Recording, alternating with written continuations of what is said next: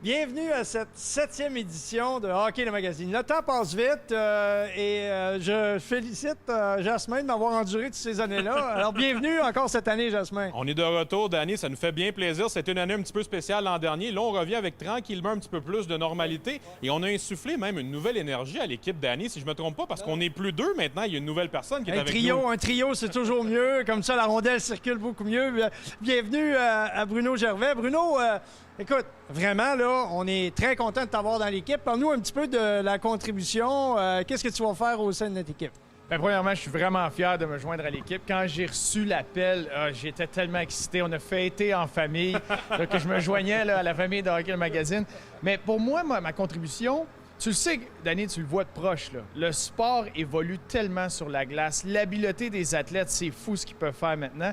Mais il n'y a pas juste sur la glace que ça évolue, en dehors de la glace. Et là, je parle de l'équipement, tout ce qui est les bâtons, les patins, les casques, etc. Il y a tellement de développement en termes de technologie, c'est fou ce qu'on retrouve aujourd'hui. Fait que je vais vraiment me pencher sur ce sujet de l'équipement et de tout ce que ça peut amener aux joueurs. Merci, bienvenue d'être encore avec nous. Et Jasmin, toi de ton côté, toi aussi, tu travailles avec de nouveaux éléments et... Bien, tout à fait. Et j'entendais Bruno parler des performances en dehors de la patinoire. Ça nous amène d'ailleurs à revenir avec Stéphane Dubé, notamment, qui est dans le gymnase, toujours avec nous du côté de Boisbriand. On a également Stéphane Fournier de Accès Physio qui va être avec nous pour des capsules de remise en forme, notamment au niveau de la physiothérapie. Il y en aura également beaucoup qui seront là au fil de la saison. Sylvain Guimond est avec nous, docteur en psychologie du sport également, qu'on connaît depuis plusieurs années. On a des nouveaux partenaires également chez Collect Édition, notamment nos questions quiz de la semaine, Danny, vont porter sur des cartes de hockey au niveau des collectionneurs. J'ai appris un paquet de choses au fil de la saison et j'ai hâte de vous présenter cela. Et puis écoute, on va se promener à plusieurs endroits au Québec, mais je vous laisse découvrir ça.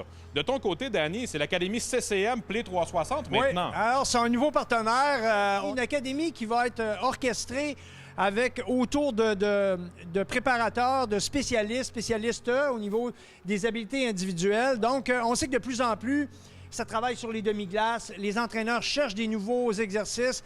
Alors, les trois spécialistes, Denis Chalifou, Mathieu Gravel et Katia Aydra, les trois vont nous partager leur expertise à travers tous ces ateliers. Et tout ça, ce sera disponible très, très bientôt par la suite sur Play 360. Mais en attendant, ne manquez pas nos 16 épisodes. Il va y avoir des capsules à chacune d'entre elles. Et justement, pour les 16 épisodes, ça commence à l'instant. Alors, bonne 7e saison à tous et on est bien fiers de vous présenter cette nouvelle saison.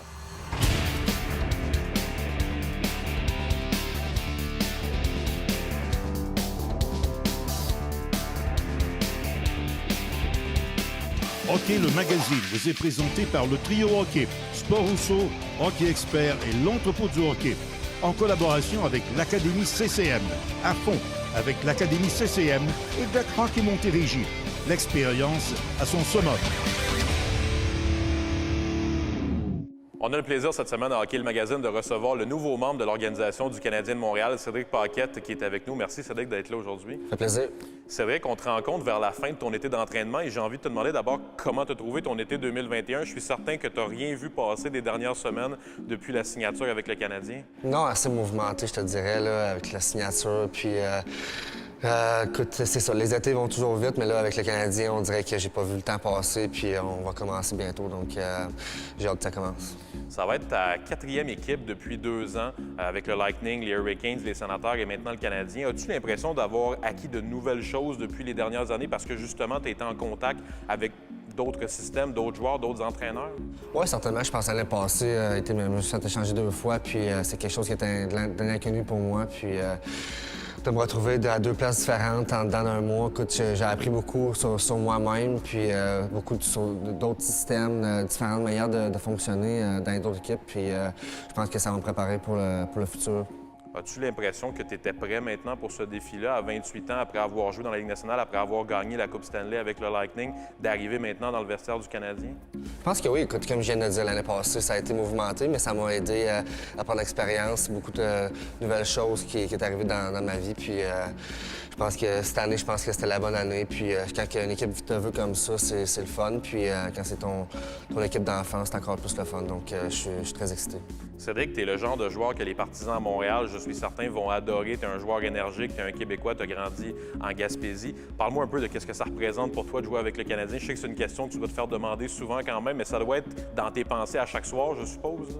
Ouais, ben écoute, je ne vais pas changer ma game. Je pense que le monde va m'aimer, ils vont pas m'aimer, mais je pense que des gars comme moi qui travaillent fort puis qui donnent tout le 100 à chaque présence, les partisans vont apprécier ça. Puis c'est comme ça que je le vois. Puis il va y avoir des mauvaises journées, je suis conscient, mais c'est un nouveau challenge, c'est un nouveau défi. Puis je suis content de rester à Montréal puis que ma famille peut venir me voir plus souvent. Puis ça va être spécial.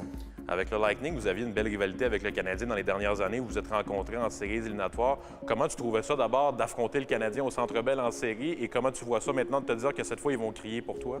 Bien, c'était excitant, comme je pense qu'à chaque Québécois qui joue au Centre Bell, juste de venir dans une saison régulière, c'est spécial. Fait que pour moi, de les affronter deux fois en série contre eux autres, c'était quand même assez spécial. Ma famille était là, puis ça te donne un peu d'énergie, un peu plus d'énergie. Donc pour moi, de pouvoir jouer ici 82 matchs, pas 82 matchs, ou 41 matchs à la maison, ça va vraiment être... ça va me donner de l'énergie, puis ça va me donner un challenge de motivation.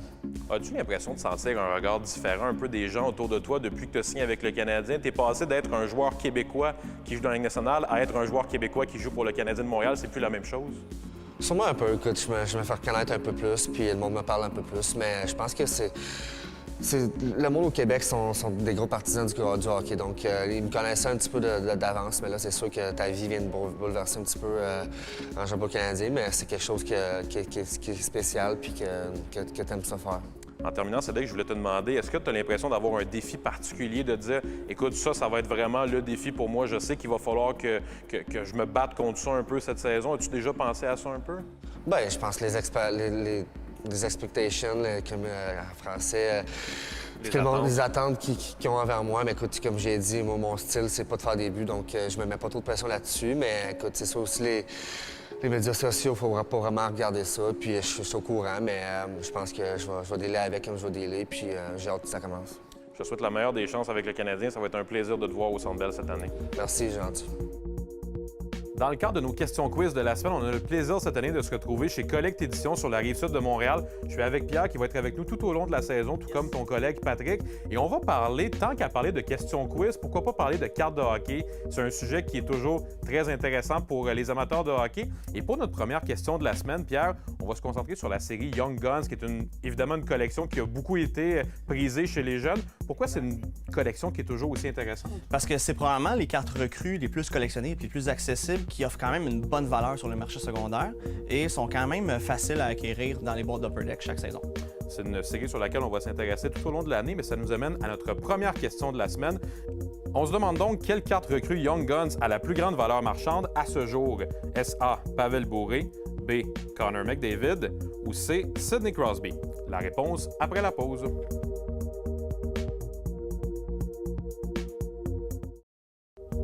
On se demandait avant la pause quelle carte recrue Young Guns avait la plus grande valeur marchande à ce jour. La réponse est C, Sidney Crosby.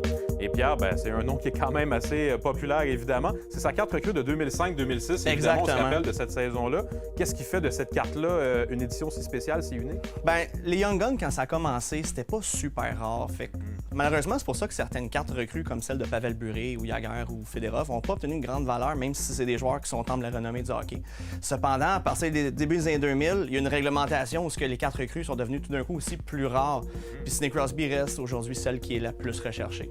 On va avoir la chance d'en reparler tout au long de la saison. Merci beaucoup, Pierre, d'avoir été avec nous. On a l'immense plaisir cette année d'être de retour au gymnase au Centre Perform Plus de Boisbriand avec nos entraîneurs Stéphane Dubé, Stéphano Lani qui sera également avec nous cette année. Vous les reconnaissez, ils sont avec nous depuis plusieurs années. Merci Stéphane d'être encore là cette année. Merci de l'invitation, c'est toujours un plaisir. Stéphane, on va travailler comme on l'a fait l'an dernier sur plusieurs concepts en gymnase. Le concept était différent un peu l'an dernier parce qu'on faisait face à malheureusement des gymnases qui étaient fermés. Cette année, ça te permet, je suppose, d'être un petit peu plus créatif parce que tu es de retour dans ton gymnase. Effectivement, on va vouloir amener ça à un autre niveau. L'année passée, on a donné beaucoup d'éducatifs, d'exercices qui se faisaient à la maison ou à l'extérieur. Maintenant, on va avoir de l'équipement que les gens peuvent utiliser. Donc, on va amener ça à un autre niveau, compliquer un petit peu les choses pour nos athlètes. J'ai plein de nouveautés très intéressantes. Et une des choses qu'on a amené également à l'autre niveau, c'est la présence de 2 joueurs professionnels qui sont avec nous en gymnase. On avait un modèle également qui était là l'an dernier. Cette année, Nathan Légaré et Toby Paquette seront avec nous tout au long de l'année pour faire les éducatifs, justement. La première capsule cette année, Stéphane, ça va être au niveau de la coordination entre le haut du corps et le bas du corps, parce qu'on sait évidemment qu'au hockey, c'est un enjeu aussi. Qu'est-ce qu'on va travailler aujourd'hui concrètement? Effectivement, comme tu l'expliquais, le haut de corps et le bas de corps au hockey, c'est 2 choses qui travaillent de façon simultanée et aussi très souvent, on va aller dans des directions opposées. Ouais. On prend seulement que le mouvement de patin, exemple, la jambe droite va aller vers l'extérieur, le bras droit va aller dans une direction opposée. On pense aussi à une situation où tu contrôles la rondelle.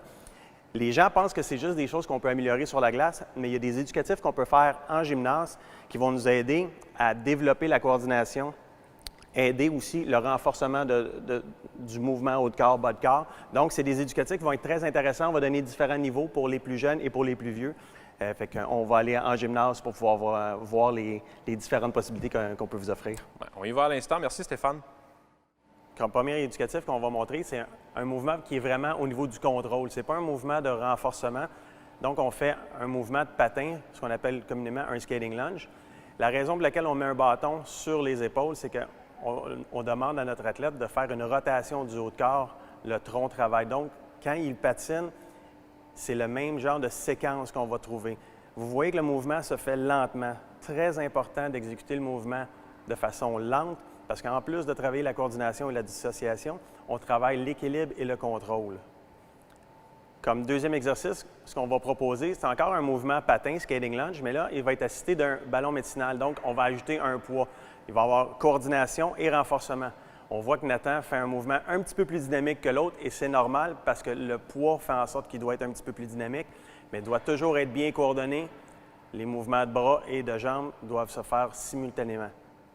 Stéphane, on a vu à travers les exercices qu'on vient de voir que ce n'est pas nécessairement une question de renforcement musculaire, c'est vraiment la coordination qu'on a travaillé. Effectivement, la clé dans ce qu'on a fait aujourd'hui, c'est de vraiment mettre l'emphase sur la coordination, le contrôle du mouvement, parce que souvent les gens pensent que faire un exercice, pour que ça soit bon, il faut que ça soit lourd, il faut que ça soit très difficile. C'est pas non, le cas. C'était pas le cas aujourd'hui, c'est vraiment coordination et stabilité. On se revoit bientôt au gymnase. Merci beaucoup, Stéphane. Merci.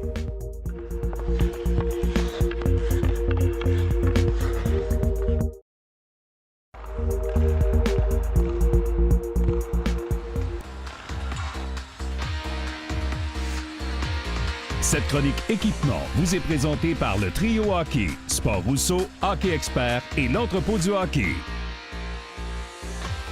Bienvenue à la 7e saison des capsules équipement.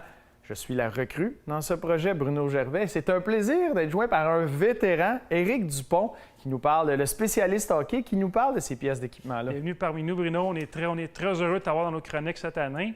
Puis, on va commencer un petit peu comme l'habitude avec les patins haut de gamme. Question de faire rêver un petit peu nos auditeurs. Puis le premier modèle, c'est le CCM Ripcore 100K, donc une nouveauté de CCM cette année. C'est le Ripcore. Le patin Ripcore existe depuis plusieurs années, donc c'est un patin reconnu pour une bottine un petit peu plus souple que les autres modèles chez CCM. Celui-ci, en fait pas, il n'est pas différent des années passées, sauf que la bottine est en composite, ce qui est une première pour le Ripcore. Donc, il est beaucoup plus léger que les versions précédentes. Même chose, la languette en fer qui a été améliorée, qui est plus mince et plus légère. Et puis, CCM ont acheté il y a quelques années la compagnie Step Steel de Québec, qui était vraiment reconnue pour ses lames haute performance. Donc, encore sur ce modèle-ci, la fameuse lame Step Black, avec 4 mm de plus haute que les autres lames. Ouais, avec le Ripcore, ça me rappelle, moi, j'avais le premier, le Reebok, là, avec la pompe. Fait qu'on est loin de là. On est très loin de là avec le 100K. C'est des années-lumière, en plus du poids qui c'est beaucoup plus léger.